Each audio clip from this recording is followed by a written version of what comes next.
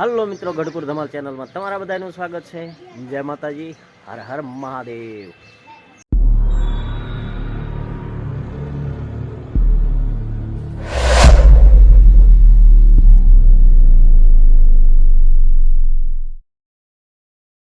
તો મિત્રો, આપણે થઈ ગયા છીએ હવે તૈયાર. જઈએ છીએ નવા બ્લોગ બનાવવા માટે. ક્યાં જઈએ છીએ, શું કરીએ છીએ, બધું તમને દેખાડું. વિડીયોમાં બધા મિત્રો બન્યા રહેજો. વિડીયો તમને ગમે તો લાઇક, શેર ને સબસ્ક્રાઈબ કરજો. ચેનલમાં પહેલી વાર આવે તો સબસ્ક્રાઈબ કરવાનું ભૂલશો નહીં. જય માતાજી. તો મિત્રો, આપણે જઈ રહ્યા છીએ. આ રોડ કયો છે સહેજ તમને મગજમાં આવે તો સહેજ કહેજો. હાલ્યા તો હોય છે જ તે ઘણા મિત્રો. એટલે મિત્રને મળવા જાઉં છું. મેં હવે ટૂંક સમયમાં પહોંચી રહ્યા છીએ.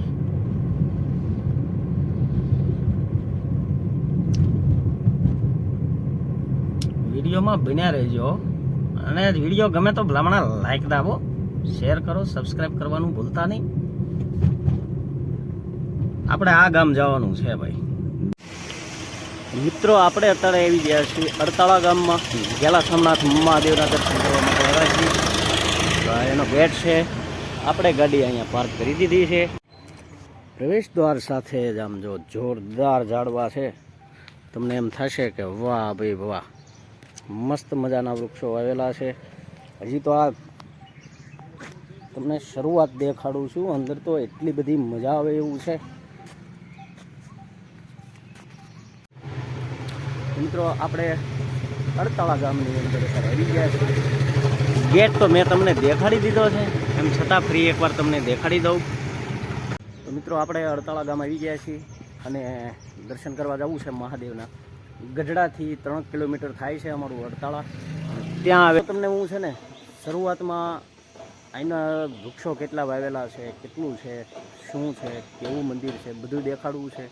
પણ એક વાત મને એ ગમી કે જગ્યા તો ઘણી બધી મોટી છે, પણ એ જગ્યાની અંદર ખાલી જગ્યા બહુ ઓછી છે. એટલા વૃક્ષો વાવેલા છે. આમ તમે શરૂઆતથી નજર કરો, તમને એમ થાય કે આપણે જંગલની અંદર આવ્યા હોય ને એટલા વૃક્ષો વાવેલા છે. આ બાજુ પણ એટલા વૃક્ષો વાવેલા છે. એટલે વૃક્ષો વાવવામાં ખૂબ મહેનત કરેલી છે.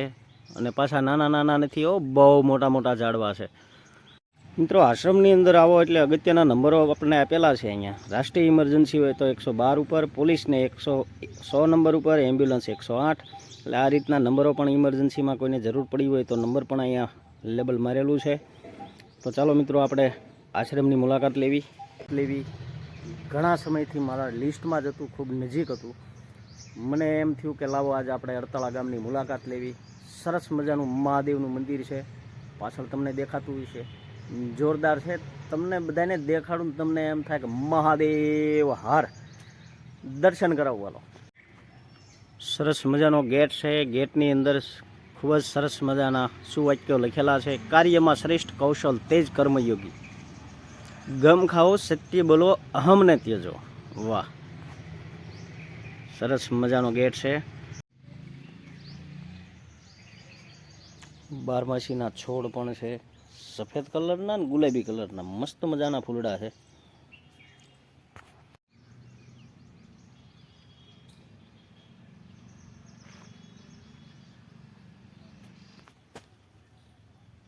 સરસ મજાના વૃક્ષો, ફૂલઝાડ, જબરજસ્ત નજારો. હજી આપણે આખા આશ્રમનો મુલાકાત લેવાની છે, પણ એ પહેલાં હું તમને અમારો ગેલા નદીના દર્શન કરાવું અડતાળા ગામથી. એટલે પણ બહુ ઊંચા ઊંચા ઝાડવા હો, આમ જોઈ લો, જોરદાર છે ભાઈ. મિત્રો, અહીંયા આપણે આવીએ ને એટલે મજા તો આવે જ રાખે. અને ગેલા નદીના કાંઠે આવેલું મંદિર છે. બેસવાની પણ સરસ મજાની અહીંયા વ્યવસ્થા છે. બાંકડા લાઈનમાં છે અને સામે મહાદેવનું મંદિર છે. એટલે આપણને એમ થાય કે વાહ, મહાદેવના સાનિધ્યમાં બેઠા હોય ને એટલે એમાં કાંઈ ઘટે નહીં. આવો કંઈક છે અમારો ગેલો નદી હો ભાઈ. હજી તમને ખૂબ નજીકથી પણ દેખાડવાનો છું. આ અમારા આશ્રમની અંદરથી નજારો છે એ હું તમને દેખાડું છું.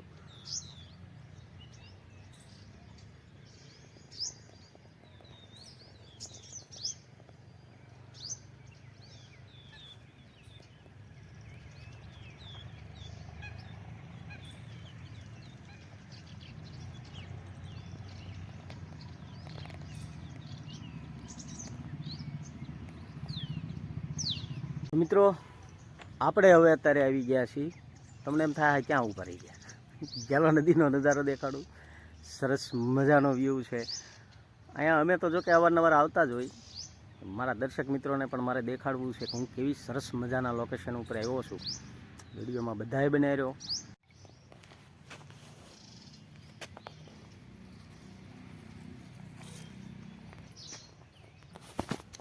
મિત્રો આપણે અહીંયા વિહામો કરવા બેઠા છીએ, પણ તોય એમ થયું કે અહીંયા જો પીપળા એટલા વાવેલા છે.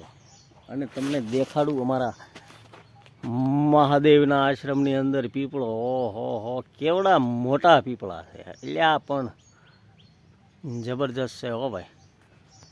જો મિત્રો હું કહેતો ને, આ બાજુ અમારે વૃક્ષો એટલા બધા વાવ્યા છે ને, કેટલા વર્ષોની મહેનત હશે ત્યારે આવડા વૃક્ષો ઉગ્યા હોય, મોટા થયા હોય ભાઈ. એટલે ગ્રામજનોની પણ એટલી જ સેવા આશ્રમમાં હોય છે. લ્યો મિત્રો, આનાથી વધારે મોજ શું હોય હે? આપણે અહીંયા નીચે ઘડીક બેસવી કે વિહામો તો આપણે કરવો પડે.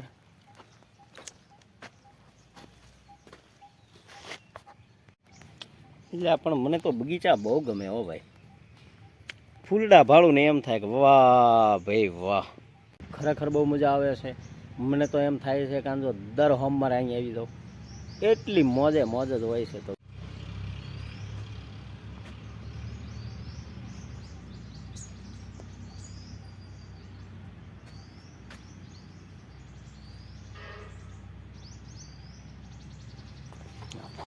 તો મિત્રો હવે આપણે મહાદેવના દર્શને જઈએ. મેં તમને આશ્રમ તો દેખાડી દીધો છે.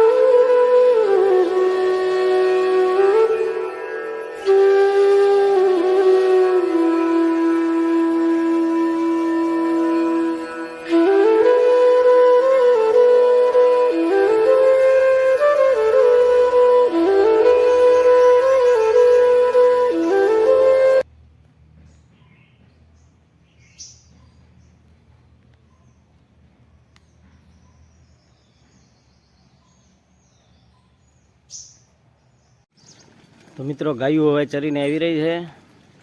અને અહીંયા છે અમારા અડતાળા ગામનો અવેડો, ગામ અવેડો.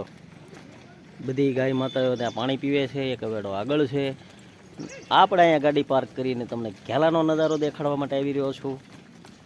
ચાલો મિત્રો આપણે હાલ્યા જઈએ. થોડુંક દૂર છે પણ હાલીને જવાનો વિચાર કર્યો છે, કારણ કે આ છે ને અમારે મોક્ષ મંદિર છે. અહીંયા મોટી જબરી પાણીની ટાંકી છે. પાણીની સગવડ તો અમારે ધોમ છે. હાલો તમને હવે ઘેલાનો નજારો એક ઝલક દેખાડી દઉં, પછી આપણે જઈએ મહાદેવના દર્શને. પંખીડા પણ ઘણા ઉડે હો.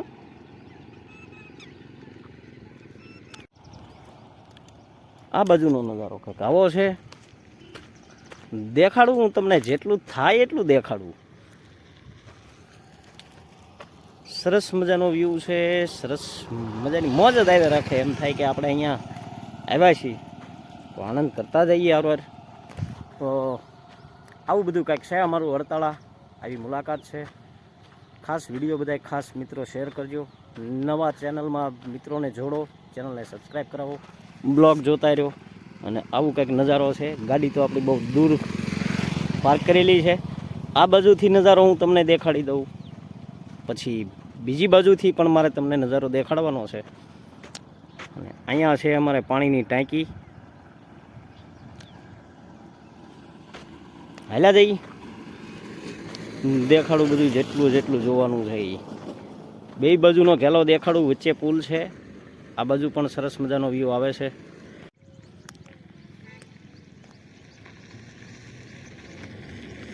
આવો કંઈક અમારો ઘેલો નદી છે. ઘણો બધો દૂર હાલીને આવ્યો છું, કારણ કે આ બધું દેખાડવા માટે થોડુંક તો હાલવું પડે ભાઈ. એટલા માટે આવ્યો છું. સરસ મજાનો અમારા અડતાળા ગામથી ઘેલા નદીનો નજારો છે. રોડ ઉપર જ છું, ગાડીઓ પણ આવી રહી છે. અને મને એમ થયું કે લાવો તમને બધું ખાસ કાંઈક નવીન દેખાડું. અહીંયા કંઈક એવી વેલ થઈ ગયેલી છે. આને ફળ કહેવાય કે દોડવા કહેવાય એ આપણને ખબર નહીં ભાઈ. એ તમે કોમેન્ટ કરજો કે વેલ હોય એને ફળ ફૂલ તો આવતા જ હોય. આમાં લાગટ આવી ગયા છે હવે, જોઈ લો લાગટ છે. થોડુંક બિયારણ હોય ને એમાંથી જો આવી હાલત થાય છે. આખો ઘેલો નદીને ઢાંકી દીધી છે.